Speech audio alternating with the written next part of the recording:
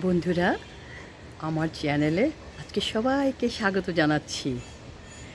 দেখুন, এই যে আজকে সকালে ছাদে এসে আমি এই যে গোলাপ জামের ফুল দেখে না আমি আনন্দে মুখরিত। অনেকক্ষণ দেখলাম দেখতে দেখতে ভাবলাম একটু ভিডিও করে আপনাদেরকে দেখাই। দেখুন, এইবার এই গাছটায় প্রথম ফুল এসেছে। এই যে অনেকগুলো ফুলের কলি বেশ মাসখানেক ধরেই দেখছি যে ফুটছে না কেন, কলিগুলো ফুটছে না কেন। এখন ফোটার সময় হয়েছে। আজকে এই যে একটা ফুটেছে এখানে, হ্যাঁ, আর আরও ফুটবে। ওই যে নিচে নিচে ফুলগুলো দেখেন দেখেন দেখেন, এই যে এগুলো ফুটবে মনে হয় কালকে। হ্যাঁ, এগুলো ফুটবে কালকে, কালকে ফুটবে। অনেক কাছে থেকে দেখাচ্ছি আপনাদেরকে। এই যে এইটা কালকে ফুটবে, আর ওই পাশে আরও আছে, দুই তিনটে আছে। আর ওগুলো তো আস্তে আস্তে মনে হয় সবগুলো ফুটা শুরু করলো। এই যে এইখানে আছে, তারপরে গিয়ে ওই যে পাতার ভিতরে এই যে দেখুন কোন জায়গায়, এই যে এখানে একটা গাছের ভিতরে।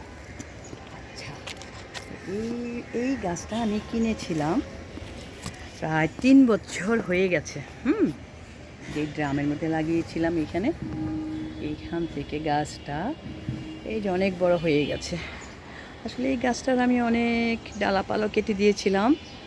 2 বছরের পরে মনে হচ্ছিল আর মনে হয় ফল হবে না। এবার ফল না হলে আমি কেটেই ফেলতাম একেবারে। যে এত বড় গাছ ছাদে রেখে কোনো মানে হয় না। যদিও পাতাগুলো সবুজ সুন্দর লাগে, সেই জন্য দেখতে ভালো লাগে, কিন্তু ফল না হয়ে শুধু যদি বিশাল আকৃতি ধারণ করে তাহলে এগুলো মানে কী বলবো, একটা ওদের পুষ্টিগুণ তো হারিয়ে যায়। তো ফল ছাড়া গাছে শুধু পুষ্টি দিয়ে তো আমার লাভ নেই। মানে মাটি দিতে হয় আর কি, ওইটা যত্ন করতে হয়, না হলে তো গাছও শুকিয়ে যাবে। অন্যান্য গাছের মতো এটাকে আমি যত্ন করতাম। আচ্ছা, এই গেল আমার গোলাপ জাম গাছের পরিস্থিতিটা দেখালাম। আচ্ছা, এবার দেখাই আপনাদেরকে আম, ম্যাঙ্গো। ম্যাঙ্গো বলতে এই যে দেখুন, আমার দেখতে না খুব ভালো লাগে। দেখুন এখানে কয়টা আম, এখানে 7টা আম। আমি প্রতিদিন দেখি আর মনটা না ভরে যায় যে আহা কি সুন্দর। এবার আমার 4টা গাছে আম হয়েছে। এই যে এই গাছে এইবার প্রথম আম। আচ্ছা, এই আম এই সাইডের এটা একটু বড় হয়েছে, আর আরগুলো এখনও দেখুন গুটি। এই যে এই সে একেবারে লেবু গাছের ডালার ভিতরে এসে ঢুকে আছে। দেখুন কত আমের গুটি। তারপরে এই যে দেখুন আমের গুটি, হ্যাঁ দেখুন। তারপর উপরের দিকে যাই, এই যে দেখুন আমের গুটি, হ্যাঁ কত সুন্দর পুরো গাছটা। এই যে দেখুন আমের গুটি, হ্যাঁ এটা হলো একটা গাছের মানে গোলাপ জাম গাছের এই পাশে একটা আম গাছ। মানে এই যে গাছেরই এতক্ষণ আম দেখালাম। ও এই যে এইখানেও দেখেন গোলাপ জামের ভিতরে ঢুকে গেছে আমের গুটি। এই যে প্রচুর আমের গুটি এসেছে আমার এই আম গাছটায়। কিন্তু এই আমের নামটা না আমি ভুলে গেছি। কেনার সময় মনে ছিল, আসলে অনেকগুলো আম তো কোনটা যে মানে অনেকগুলো আম গাছ তো 5টা আম গাছ, কোনটার নাম যে কি এলোমেলো হয়ে গেছে। গাছগুলো বিভিন্ন সময় ওই সরানো হয়েছে, যার জন্য বুঝিনি। মানে এখন মনে করতে পারছি না কোনটার কি আম আম নাম। আচ্ছা, তাহলে আমি ওইটা দেখালাম হলো গোলাপজাম গাছের ওই পাশে, বাম পাশে একটা দেখালাম। আর এখন আসলাম ডান পাশে, মানে এটা আমার প্রথম আম গাছ। এটা 12 মাসি আম গাছ, এটুকু আমার মনে আছে। এটাতে 12 মাসি আম গাছে তো একটা আম তো আপনাদেরকে দেখিয়েছি। এই যে দেখুন এই গাছ, এই আমটা আমি প্রায় দেখিয়ে থাকি। এই যে অনেক বড় হয়ে গেছে, দেখেছেন কত সুন্দর। এই যে এই একটা আম আছে, আরও ছিল, ওগুলো বৃষ্টিতে পড়ে গেছে। আচ্ছা, এরপর আমি আপনাদেরকে দেখাচ্ছি, তাহলে 2টো আম গাছ গেল। আমার আম গাছেরও আপডেট দেখাচ্ছি আর কি। এরপরে আসি, এই যে দেখুন আরেকটা আম গাছ। এই যে দেখুন আমের গুটি, হা অনেক এই গাছেও। এটা হলো 3 নম্বর আম গাছ, হ্যাঁ কত সুন্দর। দেখুন এই যে এখানে এখনও কিছু মুকুল আছে, আবার আমের গুটিও আছে। হ্যাঁ, তারপরে প্রচুর, এই যে তারপরে দেখাচ্ছি এই যে একই গাছের এই যে এই সাইডে অনেক এসছে, একটুই দেখাই, এই গাছে দেখেছেন এই ছড়িটাতে সব গুটি হয়ে গেছে অলরেডি। এটা হলো আরেকটা আম গাছ, তাহলে তিন নাম্বার আম গাছ দেখালাম। আচ্ছা, তাহলে এরপরে আসি আমরা 4 নম্বর আম গাছে। আচ্ছা, এটা তো গেল 3 নম্বর আম গাছ, এটা হলো 4 নং। এই যে দেখুন, এই মুকুল ঝরে গিয়ে একটা, আমি জানি না এই দিকটায় রোদ বেশি আসে সেই জন্য মনে হয় মাটিটা শুকিয়ে যায়, দুবেলায় পানি দিতে হচ্ছে। এই যে দেখুন আমার 4 নং আম গাছ। হ্যাঁ, কি সুন্দর, আমি না প্রতিদিন দেখি আর খুব ভাল লাগে সকালে যে নিজের হাতে করা, হ্যাঁ, চারা নার্সারি থেকে চারা এনে রোপণ করে যত্ন করে সেই গাছে আমের মুকুল, তারপরে আমের গুটি হয়েছে, তারপরে এগুলো আরও বড় হবে, তারপরে পাকবে, তারপরে আপনাদেরকে দেখাবো। অবশ্য মাঝে মাঝে দেখাবো কী পরিস্থিতি বৃষ্টির আগ পর্যন্ত। বৃষ্টি হলে মনে হয় মানে ঝড়ো হাওয়া হলে একটু বিপর্যয় হতে পারে আমের জন্য।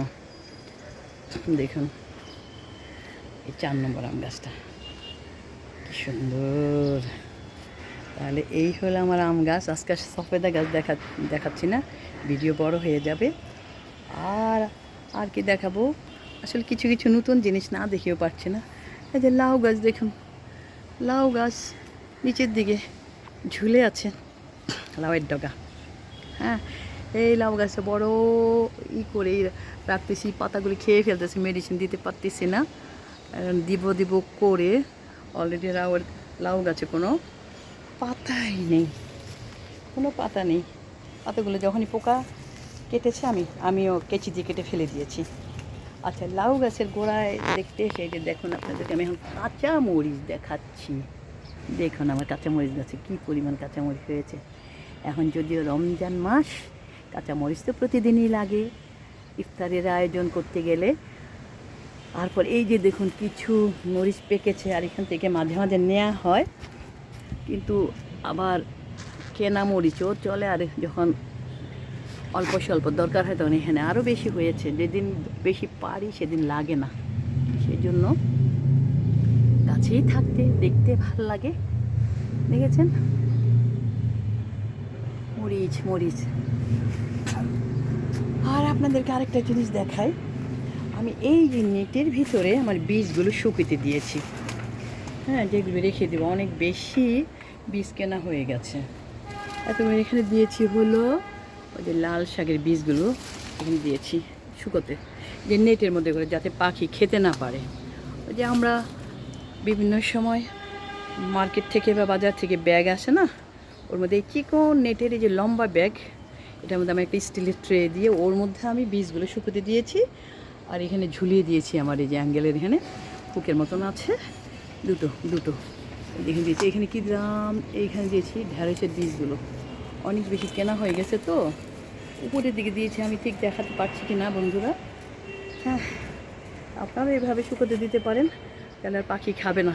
মানে স্টিলের জিনিসের মধ্যে দেবেন, স্টিলের জিনিসটা তো, স্টিলের পাত্রটা রোদে প্রচণ্ড গরম হয়ে যায়, যার জন্য তাড়াতাড়ি শুকিয়ে যাবে। আচ্ছা, আর একটু দেখিয়ে শেষ করব। ফেরোমন ট্র্যাপ তো আছেই, তবে আরও আগে যদি আমি ফেরোমন ট্র্যাপটা দিতাম তাহলে মানে আমার গাছগুলো বেঁচে যেত। এই যে দেখুন আমার শসা গাছ, হ্যাঁ এখানে আছে, এগুলো আমি গতকালকে লাগিয়েছি, নার্সারি থেকে নিয়ে এসেছি গত রোববারে, না 1 সপ্তাহ হয়ে গেছে না। হ্যাঁ, দেখেছেন এই ড্রামটা এতদিন এমনিতে পড়েছিল, এটা আমার প্রথম ছাদ বাগানের প্রথম ড্রাম ছিল, তখন বুঝতাম না। ড্রামটা এনে আমি, তখন আম গাছ ছিল, আম গাছটা আর হলো না যত্ন, তখন বুঝতাম না কীভাবে কী করতে হয়, বুঝলেন। তো এইটাতে আমি এই যে 4টে গাছ লাগিয়েছি, 2টো শসা গাছ আর 2টো হলো চিচিঙ্গা গাছ, যা হয়।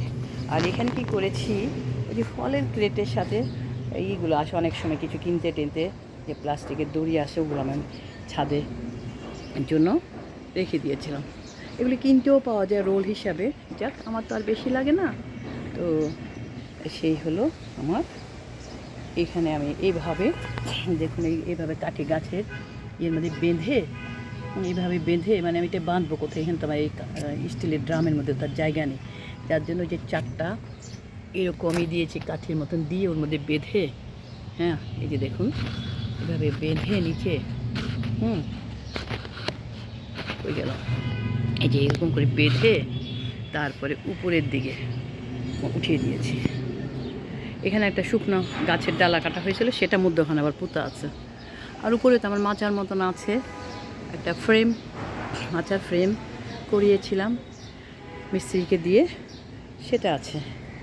এই যে আপনারাও চাইলে এরকম করতে পারেন, যদি সেরকম বাইচে তো ভালো করতে পারেন। হ্যাঁ, আমি তো নিজে নিজে ঠেকে আমার শেখা আর ইউটিউব দেখে শেখা। এটা আমি নিজে নিজেই করলাম, যেভাবে দেওয়া ছাড়া আমার উপায় নেই। আচ্ছা, তারপরে আর একটা গাছ আছে যে এখানে অলরেডি বরবটি হচ্ছে। তো এবারে বরবটিটা একটু ছোটো জাতের, এর আগের বার আমার খুব লম্বা লম্বা বরবটি হয়েছিল, একবারে 1 হাত সমানে যে বরবটি। আমি আরেকদিনও তুললাম, একটু ভাজি করা হয়েছে বরবটি আর শিম তুলেছিলাম ওই যে 3 দিন আগে, 3-4 দিন হয়।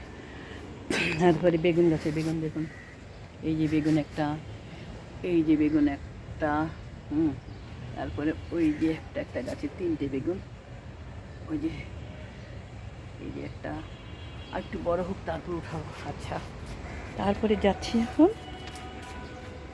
আর 2টো লাউ গাছ এখানে লাগিয়েছি। এখানে তো আপনারা দেখেছেন যে কলমি শাক থাকে, কলমি শাকগুলো কালকে অনেক উঠিয়ে ফেলে তারপরে এই 2টো লাউ গাছ এখানে লাগিয়েছি। এই একটা, 2টো লাউ গাছ, এই একটা আর এই একটা, আর এখানে লাগিয়েছি এইটা মনে হয় চিচিঙ্গা গাছ হবে। আমি এই গাছগুলো একসাথে নিয়ে আসছিলাম ওই যে হর্টিকালচার মোহাম্মদপুরের আসাদ গেটের ওখান থেকে। গাছগুলো না 10টা চারা নিয়ে এসেছি, যদিও আমার কাছে বীজ আছে, সব কিছু আছে, তারপর ভাবলাম চারা টানলে মনে হয় তাড়াতাড়ি গাছটা হবে এবং শাক আর লাউ তাড়াতাড়ি খাওয়া যাবে, সেই জন্য চারাও নিয়ে এসেছি। আর বীজ কিছু পুঁতেছি, দেখা যাক সেগুলো কী হয়। এটা হলো আমার যে কলমি শাক চারিদিক দিয়ে ছড়িয়ে যেত, এটা আমার প্লাস্টিকের ড্রাম, এটা আমার 2য় ড্রাম, মানে এই ছাদ বাগানের 2য় ড্রাম ছিল। তো এটা তো অনেক কিচেন ওয়াস্ট ফেলা হতো। পরে একদিন ওই যে আসলো, মিরাজ আসলো, ওটাকে আমি বললাম যে ঠিক করে ফেলা, একদম খালি করে ওর মধ্যে কিছু মাটি মুটি দিয়ে দাও। তারপরে এই ড্রাম কাটা ইয়েটাতে, পাত্রটাতে এই কলমি শাক, তারপরে মিষ্টি আলু শাক এগুলো হচ্ছে। আর এখানে একটা বেগুন গাছ লাগিয়েছিলাম, এই যে দেখুন বেগুন, এখানে বেগুন হয়েছে, ঝুলে পড়েছে, যে এইখানে বেগুন হয়েছে। দেখি সারটা দিতে হবে, আসলে ওই যে একবার সার দিয়েছিলাম সেভাবেই আছে। আর এখানে কিছু মূলা গাছ না সরিষা, এটা ফুল দানা হচ্ছে। ও আর একটা শশা গাছ এখানে লাগিয়েছি, এই যে বালতি ভেঙে গেছিল, এগুলি কালকে লাগিয়েছি। আজকে দেখতেছি এই যে ডালাটা, এখানে আমার একটা আতাফল গাছ এখানে দিয়েছিলাম, ওটা মরে গেছে, ওটা বীজ দানা থেকে হয়েছিল আর কি, বীজ থেকে খেয়ে ফেলেছিলাম, সেই বীজ থেকে হয়েছিল। আমি আরেক জায়গা থেকে এনে এটাতে আলাদাভাবে লাগিয়েছিলাম, তাই এটা পাতাগুলো শুকিয়ে গেছে, ভাবলাম এই শশা গাছটা এখানে লাগিয়েছি। এগুলো আমার বালতি ভেঙে গেছে, সেগুলোকে কাজে লাগে আর কি, ভেঙে গেলে পুরাটা ভেঙে গেলে ফেলে দেবো। এই হলো বন্ধুরা, যে পেঁপে গাছ দেখুন কি সুন্দর পেঁপে গাছটা হচ্ছে, এগুলো সব চারা আমি যে হর্টিকালচার থেকে নিয়ে এসেছিলাম, এগুলো আগের। আর এখানে আমার বীজ থেকে ওঠা মিষ্টি কুমড়ো গাছ উঠতেছে। এখানে আর কি বরবটি টরবটি হচ্ছে, তো এই যে বরবটি, এগুলো সব বরবটি, এগুলো সব কি সুন্দর। হ্যাঁ, এই ড্রামে দিয়ে দিয়েছি। এরপরে হলো এগুলো 3য় নম্বর ড্রাম আমার ছাদ বাগানের। তারপর তো অনেকগুলো ফল গাছের জন্য ড্রাম লাগিয়েছি, এনেছি কিনে, সেই কারওয়ান বাজার থেকে এগুলো আনা হয়েছে। তারপরে দেখুন এই যে মিষ্টি কুমড়ো গাছের ডগাটা না এই দিকে আসে, কারণ এই দিকে এসে হলো পূর্ব দিকে, এইদিকে সূর্যটা ওঠে সকালবেলা, অর্থাৎ ওই দিকে আমার সূর্য পূর্ব পূর্ব দিকে সূর্য ওঠে তো, যার জন্য এই ডাগাটা এই দিকে আসছে। কিন্তু আমি দিয়েছি যে এখান থেকে যাতে গাছ এইভাবে বাউনিতে উঠে যায়। এটা হলো পশ্চিম দিক, কারণ আমার এই সাইডটাতে সূর্যের আলোটা বেশি থাকে। যাক, এগুলোকে আমি এবার ঘুরিয়ে দিব। এই এই যে যে লাউয়ের মিষ্টি কুমড়ার ডগাগুলোকে আমি ঘুরিয়ে দিব। আর এখানে তো আছে অনেক কিছু এলোমেলোভাবে, কারণ প্রায় তো টবের মাটি ফেলে মাটিগুলোর চলে গেছে, মানে মাটির পুষ্টিগুণ চলে গেছে। সেই জন্য মাটিগুলোকে ওদিকে রোদে শুকোতে দেয়। মাহিন আমার সাথে খুব সহযোগিতা করে। ওই যে আমার রান্নার যে মহিলা হেল্পার, তার ছেলে ওই স্কুলে পড়ে, আর এমনি এই সকালে বা ইয়েতে এসে আমার সাথে একটু বেশ আনন্দের সাথে গাছগাছালির কাজে থাকে। তো বন্ধুরা, অনেকক্ষণ হয়ে গেল, এবার শেষ করছি। যারা আজকে প্রথম আমার চ্যানেল দেখছে তারা সাবস্ক্রাইব করে পাশে থাকবেন। নতুন পুরানো বন্ধুরা তো আছেনই, পুরানো বন্ধু আর নতুন বন্ধু সবার জন্য আমার আন্তরিক শুভেচ্ছা এবং সবার শুভকামনা করে আমি শেষ করছি। আল্লাহ হাফেজ।